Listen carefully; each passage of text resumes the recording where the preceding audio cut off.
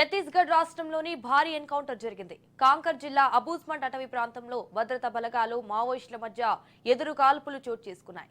అయితే ఈ కాల్పుల్లో 4 మావోయిస్టులు మృతి చెందారు. మావోయిస్టు కేంద్ర కమిటీ సమావేశమైనట్లు సమాచారం అందడంతో బీఎస్ఎఫ్ బలగాలు పోలీసులు ఎదురు కాల్పులు జరిపారు.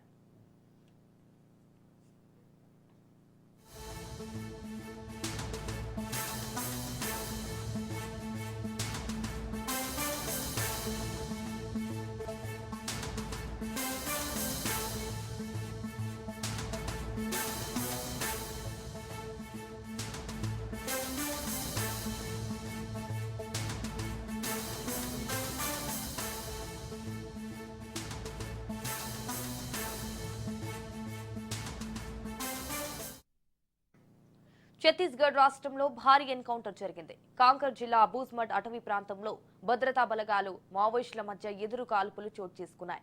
ఈ కాల్పులలో 4 మావోయిస్టులు మృతి చెందారు. మావోయిస్టు కేంద్ర కమిటీ సమావేశమైనట్లు సమాచారం అందడంతో బీఎస్ఎఫ్ బలగాలు పోలీసులు ఎదురు కాల్పులు జరిపారు.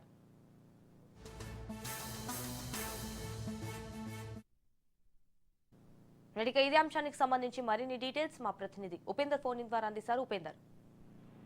సంజన, ఇప్పటికే ఛత్తీస్గఢ్ రాష్ట్రం ఏదైతే నారాయణపూర్ కాంకేర్ జిల్లాలో ఉన్నటువంటి నార్త్ అబూజ్మండ్ ప్రాంతంలో అటు ఇంటెలిజెన్స్ సమాచారం మేరకైతే అటు జాయింట్ ఆపరేషన్ చేశారు పోలీసు భద్రతా బలగాలు.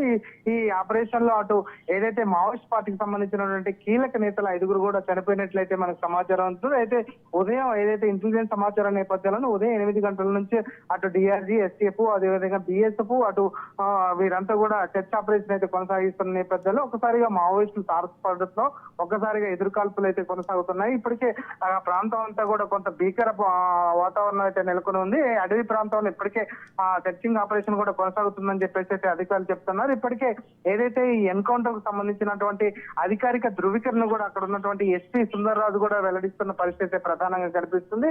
ఈ ఎన్కౌంటర్ లో ఇప్పటికే ఏదైతే మావోయిస్ట్ కేంద్ర ప్రాంతంగా చెప్పుకున్నటువంటి అబూజ్మండ్ ప్రాంతాన్ని కూడా పూర్తిగా అటు భద్రతా బలగాలు చుట్టుముట్టడంతో ఒకసారిగా మావోయిస్టులు ఏదైతే రహస్య సమావేశం అవుతున్న నేపథ్యంలోనే ఒక్కసారిగా వీరు చుట్టుముట్టడంతో ఈ ఘాతుకు అయితే పాల్పడినట్టు తెలుస్తుంది. ఇక కాంకేర్ జిల్లా అబూజ్మండ్ ప్రాంతాన్ని మొత్తం కూడా భద్రతా బలగాలు చుట్టుముట్టాయి. ప్రస్తుతం అక్కడ భీకర వాతావరణం కూడా కొనసాగుతుంది. కొన్ని మావోయిస్టు సంబంధించినటువంటి లేఖలతో పాటు అదేవిధంగా మావోయిస్టు సంబంధించినటువంటి ఆయుధాలు, అదేవిధంగా మందుగుండి సామాగ్రిని కూడా ఇటు పోలీసులు అయితే స్వాధీనం చేసుకున్న పరిస్థితి కనిపిస్తుంది. ఎన్కౌంటర్ లో అటు ఏదైతే అక్కడ ఉన్నటువంటి కాంకేర్ జిల్లా సంబంధించినటువంటి సూపరింటెండెంట్ ఐకే ఎసిల్ కూడా ఈ విషయాన్ని అయితే ధృవీకరిస్తున్నారు. ఇప్పటికే సైనికులంతా కూడా ఆ ప్రాంతానికి వెళ్లడంలో కొంత ఇబ్బందులు పడుతున్నారని చెప్పేసి అయితే ఆయన వెల్లడిస్తున్న పరిస్థితి కనిపిస్తుంది. ఇక ఈ నాక్సలైట్ ఆపరేషన్ కు సంబంధించినటువంటి ఏర్పాట్లలో పోలీసులు మాత్రం చాకచక్యంగా వ్యవహరించడంతో 5 మావోయిస్టులు చనిపోయారని చెప్పేసి అయితే చెప్తున్నారు. ఇప్పటికే